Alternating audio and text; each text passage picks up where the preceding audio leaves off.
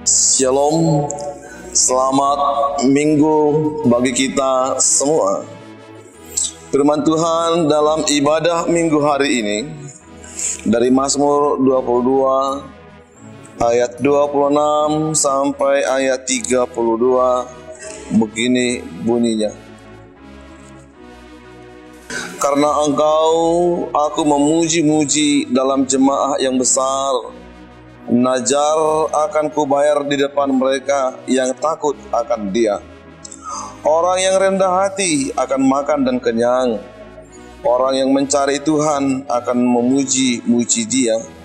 Biarlah hatimu hidup untuk selamanya. Segala ujung bumi akan mengingatnya dan berbalik kepada Tuhan. Dan segala kaum dari bangsa-bangsa akan sujud menyembah di hadapannya. Sebab Tuhanlah yang mempunyai kerajaan, Dialah yang memerintah atas bangsa-bangsa.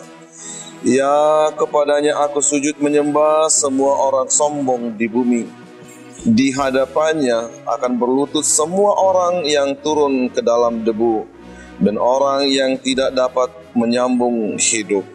Anak-anak cucu akan beribadah kepadanya dan akan menceritakan tentang Tuhan kepada angkatan yang akan datang. Mereka akan memberitakan keadilannya kepada bangsa yang akan lahir nanti, sebab Ia telah melakukannya. Demikian firman Tuhan. Saudara yang terkasih, saya mau mengajak Anda untuk kembali mundur ke 1000 tahun yang lalu. Kira-kira tahun 963 setelah Masehi. Sebagian besar Eropa hanya dihuni oleh suku-suku barbar. Lalu penemuan Amerika baru akan terjadi dalam 500 tahun ke depannya. Anggap saja ada sebuah dokumen yang disiapkan 1000 tahun sebelum peristiwa yang meramalkan suatu masa ketika seseorang yang sangat terpandang di seluruh dunia akan menjadi kepala sebuah negara yang besar. Dia akan berkendara di jalanan kota metropolitan besar dengan kereta logam yang tidak ditarik oleh kuda. Kemudian, orang ini tiba-tiba dan dengan kejamnya akan mati karena otaknya ditembus oleh sepotong kecil logam yang dilemparkan oleh senjata yang terbuat dari kayu dan besi. Lalu dalam hitungan jam, kematiannya akan menimbulkan dampak dan duka di seluruh dunia. Dapatkah Anda bayangkan betapa kagum dan hormatnya dokumen tersebut terhadap orang yang saat ini, meskipun ditulis pada tahun 963 setelah Masehi, yang meramalkan kematian Presiden John Kennedy pada tanggal 22 November 1963. Artinya 1000 tahun yang lalu dia sudah diramalkan dengan mati yang sadis. Ketika saya membaca dokumen ini, hal ini membuat kita memahami dengan tepat apa yang ada dalam kenyataan di Mazmur 22 ini. Pemazmur menggambarkan hukuman mati dengan penyaliban bahkan sebelum hal ini ditemukan. Hal ini tidak pernah terdengar dalam pikiran orang Yahudi. Buku ini ditulis berabad-abad sebelum pikiran bejat menemukan bentuk hukuman yang kejam dan mengerikan ini. Tidak ada seorang pun yang pernah dihukum mati dengan cara disalib pada masa Raja Daud. Lalu metode eksekusi orang Yahudi adalah dengan melempari batu sampai mati. Bangsa Romawi meminjam penyalipan dari bangsa Kartago yang menciptakannya untuk membuat kematian menjadi begitu menyakitkan dan kejam. Saudaraku yang terkasih, sama seperti Presiden Kennedy 1000 tahun yang lalu itu sudah diramalkan. Demikian juga hari ini juga kematian Tuhan Yesus juga. Itu juga jauh-jauh hari sudah diramalkan oleh orang-orang sebelum Tuhan Yesus. Saudaraku yang terkasih, adapun pengalaman Daud, penderitaan dan kemenangan yang dijelaskan di sini melampaui penderitaan manusia biasa. Ada makna di sini yang jauh melebihi pengalaman manusia manapun. Saudaraku, ancaman terhadap sang pemazmur sudah dekat karena kumpulan orang-orang jahat mengelilinginya seperti benteng yang siap menyerang dengan singa yang ingin memangsanya. Para pengamat membenci dan mengejeknya. Bahkan Tuhan sepertinya telah meninggalkannya. Orang yang dipercaya oleh nenek moyangnya, orang yang disembahnya sejak lahir, orang ini pun seolah-olah membuangnya. Sehingga dia berkata, "Ya Tuhanku, mengapa kamu meninggalkan aku?" Sang pemazmur menangis, "Ya Tuhan, jangan jauh-jauh dari diriku." Ingat ketika Tuhan Yesus juga mengatakan hal yang sama, "Tuhan, mengapa engkau meninggalkan aku?" Lalu pemazmur sepertinya dalam kecaman, dalam pergumulan yang besar. "Ayo Tuhan, segera bantu aku." Namun di saat-saat yang sulit, justru Tuhan sepertinya diam saja terhadap keadaan yang dialami oleh Daud. Saudaraku, kesusahan pemazmur sangat terasa karena tidak ada seorang pun yang dapat membantunya. Sang pemazmur diliputi rasa takut yang melemahkan dirinya sehingga menimbulkan dampak fisik dan emosional. Sehingga dia berkata, "Aku tercurah seperti air dan seluruh tulang-tulangku terlepas dari persendiannya. Hatiku bagaikan lilin." Pemazmur menyuarakan rasa sakitnya yang menyiksa dirinya. Lalu kesepiannya, sepertinya perasaannya ditinggalkannya. Sehingga muncul perkataan dari pemazmur, "Ya Tuhan, di mana kamu? Bebaskan jiwaku dari pedang ini. Selamatkan aku dari mulut singa ini." Itulah pinta dari sang pemazmur. Saudaraku, kemudian dengan secara tiba-tiba ancaman itu hilang. Musuh-musuh yang pernah mengitari pemazmur telah digantikan oleh komunitas yang beribadah. Ketakutan pemazmur terhadap penderitaan telah diubah menjadi takut akan Tuhan. Ratapan telah berubah menjadi pujian. Dunia yang dulunya merupakan tempat yang penuh bahaya bagi pemazmur telah menjadi tempat yang penuh sukacita dan berkat. Tidak hanya pemazmur, tetapi juga bagi seluruh masyarakat luas yang menerima berkat-berkat tersebut. Orang-orang miskin akan makan dan merasa kenyang. Lalu dia berkata, siapapun yang mencarinya akan memuji Tuhan. Semua ini, kata pemazmur, adalah perbuatan Tuhan. Saudaraku, pada akhirnya Tuhan tidak meremehkan penderitaan orang yang menderita, namun Dia mendengarkan tangisannya dan permohonannya, bantuannya yang saat pada putus asa. Tuhan memalingkan wajahnya ke arahnya. Tuhan menjawab dan bertindak demi dia. Dan ketika dia dibuang oleh masyarakat, tetapi Allah yang kudus, Allah yang bertahta di atas puji-pujian bangsa Israel, membungkuk dan memenuhi kebutuhan orang yang diremehkan dan orang yang ditolak. Saudaraku, ini adalah doa seseorang yang benar-benar dalam kehidupan kesendiriannya ketika dia berada di ambang kematian. berada dilanda ketakutan dan kesakitan yang luar biasa. Namun entah bagaimana di akhir daripada pemazmur menemukan suara di tengah-tengah jemaat yang besar, sebuah lagu pujian, sebuah iman dan rasa syukur yang menyerukan seluruh dunia untuk menyembah Tuhan. Segera setelah pemazmur mengucapkan kata-katanya yang penuh keyakinan itu, kita melihat kembalinya komunitas umat beriman. Dia berkata, "Aku akan memberitahukan namamu kepada saudara-saudaraku, dan di tengah-tengah jemaah aku memuji kamu." Saudaraku, ratapan merupakan hasil dari keterasingan dan pengabdian diubah menjadi pujian yang terjadi dalam komunitas orang yang telah dibebaskan. Saudaraku yang terkasih, dia mulai dengan memberitahu orang-orang sebangsanya tentang Tuhan. Tuhan yang telah melepaskan dia.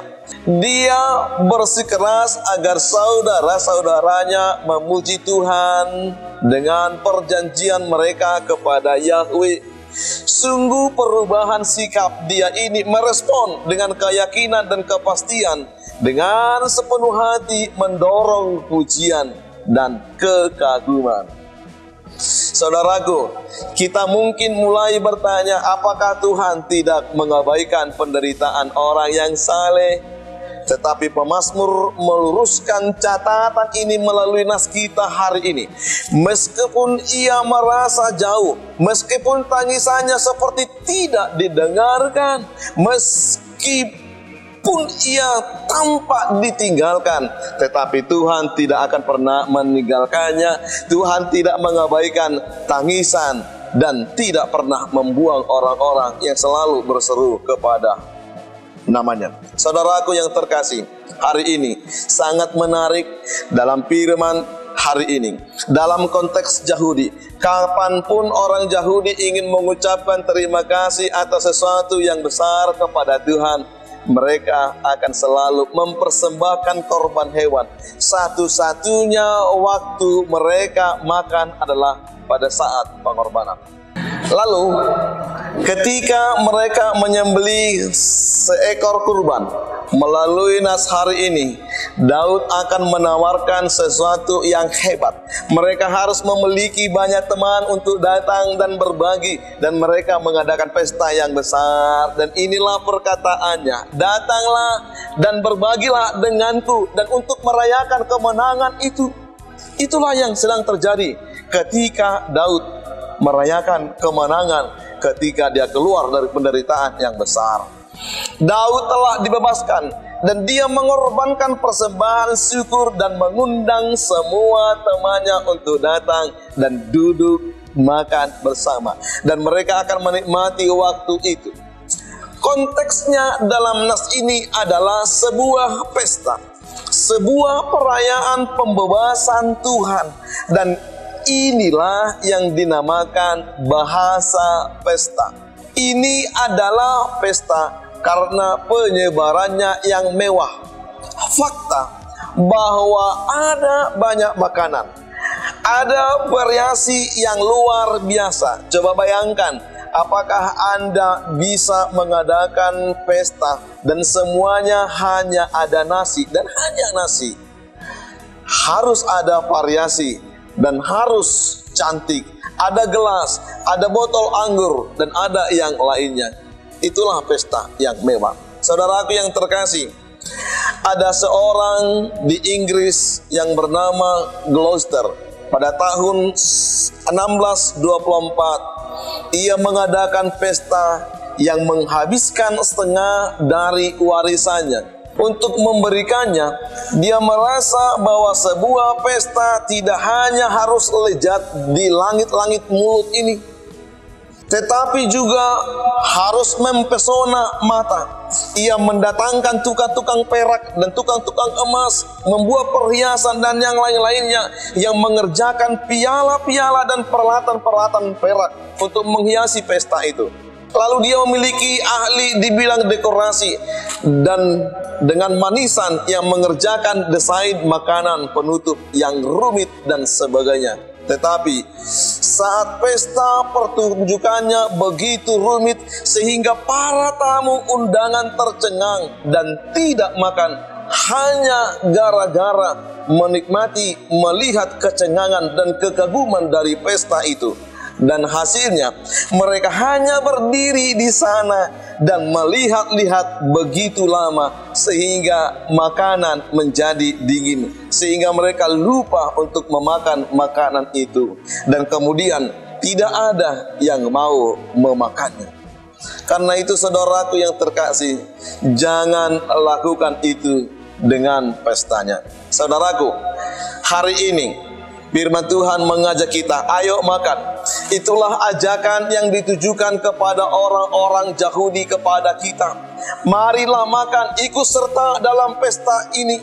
Jangan hanya berdiri di luar, ikutlah sambil ambil bagianmu. Ini adalah hari raya ibadah. Ada 3 perintah yang dikatakan Tuhan dalam pesta ini, yaitu memuji Dia, mengagungkan Dia, bertakwa kepadanya, dan itu adalah pesta yang memuaskan.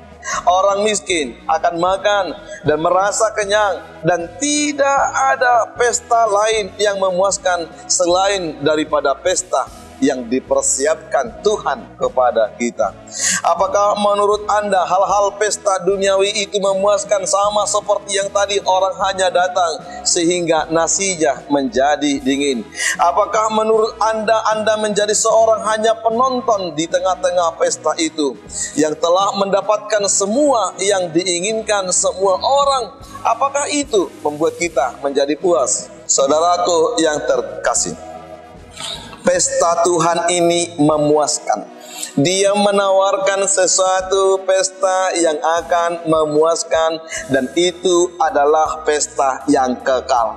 Saudaraku, lihatlah ayat 26 dikatakan, orang yang mencari Tuhan akan memuji Dia.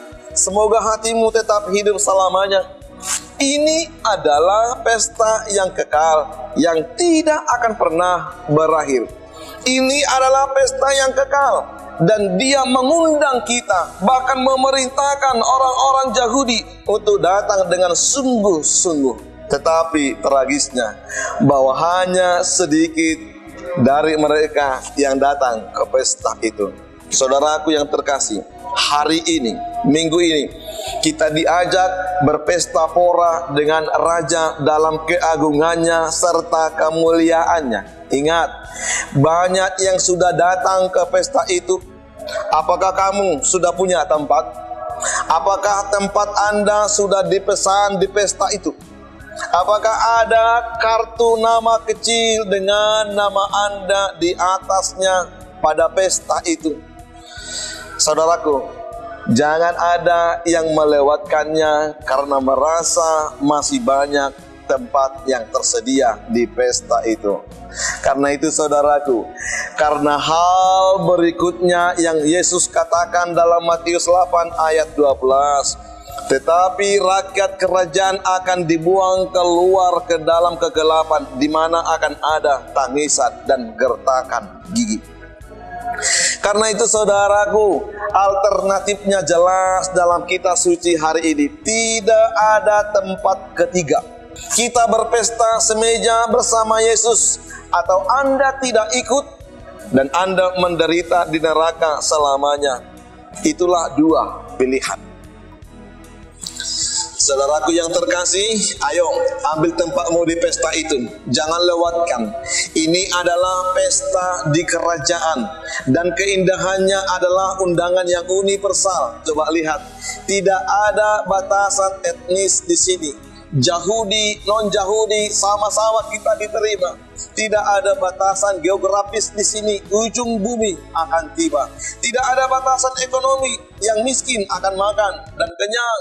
Yang kaya akan berpesta dan beribadah. Tidak ada batasan ekonomi, tidak ada batasan kronologis.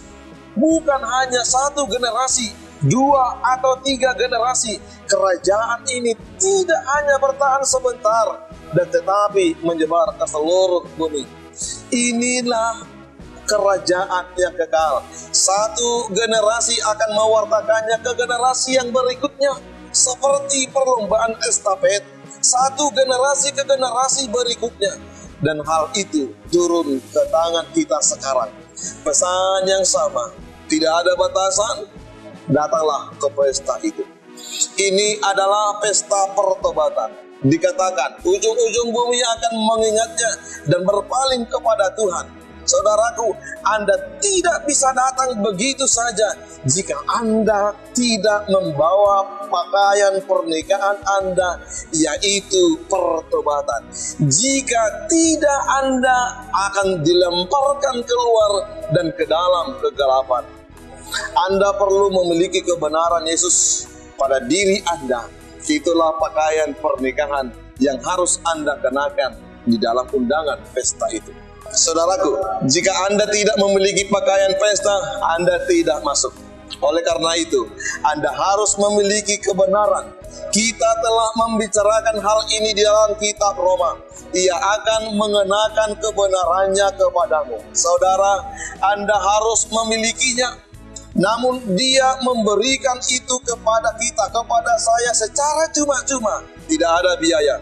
Pastikan saja Anda sudah menyiapkan pakaian pernikahan Anda, yaitu pertobatan. Karena itu saudaraku, berhentilah hidup demi hal-hal dunia ini. Berhentilah hidup demi perut atau nafsu makan Anda. Hiduplah untuk Tuhan. Biarkan Tuhan saja yang menjadi pestamu hari ini dan sisa-sisa minggumu. Isi ulang gairahmu kepada Tuhan. Biarkanlah Tuhan menjadi pestamu. Hiduplah untuk Tuhan. Pikirkan tentang Tuhan. Renungkan Dia dalam pujianmu. Karena Dia sudah memenangkan kita, sama seperti Daud yang sudah dimenangkan dalam pergumulannya. Karena itu saudaraku, nikmatilah Tuhan dan sadari bahwa suatu hari nanti kerinduan terdalam Anda akan terpuaskan di dalam Tuhan, dan hanya kepada Tuhan saja. Dialah yang kamu dapatkan di sorga. Oleh karena itu, berhentilah bersusah payah untuk hal-hal yang tidak memuaskan. Minggu kita hari ini mengajak kita, Tuhan memberikan kepuasan bagi kita. Karena itu, pujilah Dia. Shalom.